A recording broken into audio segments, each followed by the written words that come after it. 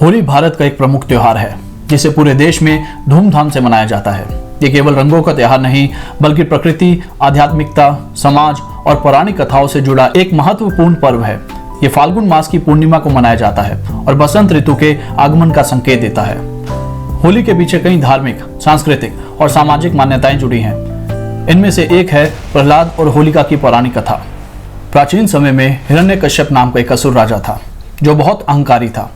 उसने कठिन तपस्या कर भगवान ब्रह्मा से वरदान प्राप्त किया कि उससे ना कोई इंसान मार सकता है, ना कोई पशु, ना दिन में ना रात में, ना घर के अंदर ना घर के बाहर, ना किसी अस्त्र से और ना ही किसी शस्त्र से।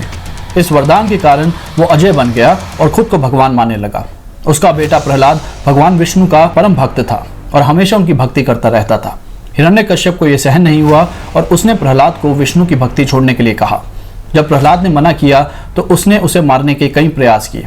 ऊंचाई से गिराया, हाथी के पैरों तले कुचलवाने की कोशिश की, विष पिलाया, मगर हर बार भगवान विष्णु ने प्रहलाद की रक्षा की। अंत में हिरण्यकश्यप ने अपनी बहन होलिका से मदद ली। होलिका को यह वरदान था कि अग्नि उसे जला नहीं सकती। उसने प्रहलाद को गोद में लेकर आग में बैठने की योजना बनाई, लेकिन भगवान विष्णु की कृपा से होलिका जलकर भस्म हो गई और प्रहलाद बच गया। इस घटना की याद में होलिका दहन किया जाता है, जो बुराई पर अच्छाई की जीत का प्रतीक है। यह हमें यह सिखाता है कि धर्म और सत्य की हमेशा जीत होती है, चाहे कोई कितनी भी शक्ति और छल का उपयोग कर ले। होली मनाने का दूसरा कारण है भगवान श्री कृष्ण और राधा की होली। ब्रिज की होली पूरे भारत में प्रसिद्ध है। इसका संबंध भगवान श्री कृष्ण और राधा से जोड़ा जाता है। श्री कृष्ण का रंग सांवला था, जबकि राधा और गोपियां गोरी थी। श्री कृष्ण माँ यशोदा से पूछते हैं कि राधा इतनी गोरी क्यों है और मैं सांवला क्यों? माँ यशोदा ने मजाक में कहा, तू राधा के चेहरे पर रंग लगा दे, वो भी तेरी जैसी हो जाएगी। कृष्ण ने ये बात मान ली और पहली बार राधा पर रंग डाल दिया। इसके बाद से ये परंपरा बन गई और रंग खेलने की होली की शुरुआत हुई। आज भी वृंदावन, बरसाना, मथुरा और गोकुल में कृष्ण और राधा की होली बहुत धूमधाम से मनाई जाती है। ब्रिज की प्रसिद्ध होलियां, लठमार होली बरसाना में, जहां महिलाएं पुरुषों को लाठियों से मारती हैं और पुरुष ढाल लेकर खुद को बचाते हैं। फूलों की होली वृंदावन में, जहां केवल फूलों से होली खेली जाती है।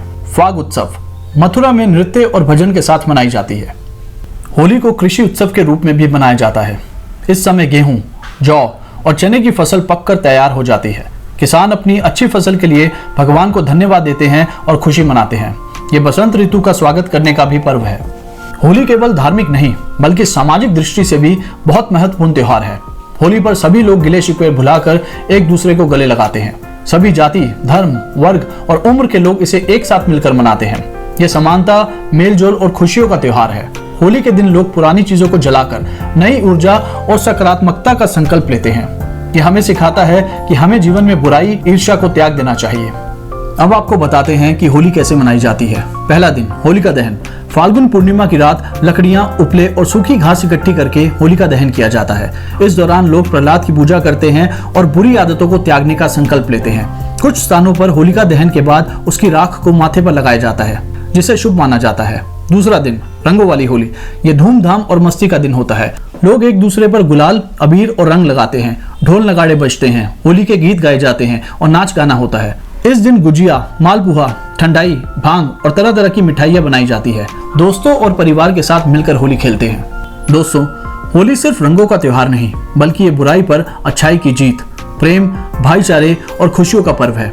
यह हमें सिखाता है कि जीवन में हमें प्रेम से रहना चाहिए और नकारात्मकता को जलाकर भस्म कर देना चाहिए। दोस्तों, अगर आपको ये जानकारी अच्छी लगी तो इस जानकारी को लाइक कीजिए, शेयर कीजिए और ऐसी ही जानकारी वाली वीडियो देखने के लिए हमारे चैनल को सब्सक्राइब कीजिए। मिलते हैं बहुत जल्दी एक नए किस्से और कहानी के साथ। तब तक के लिए धन्यवाद।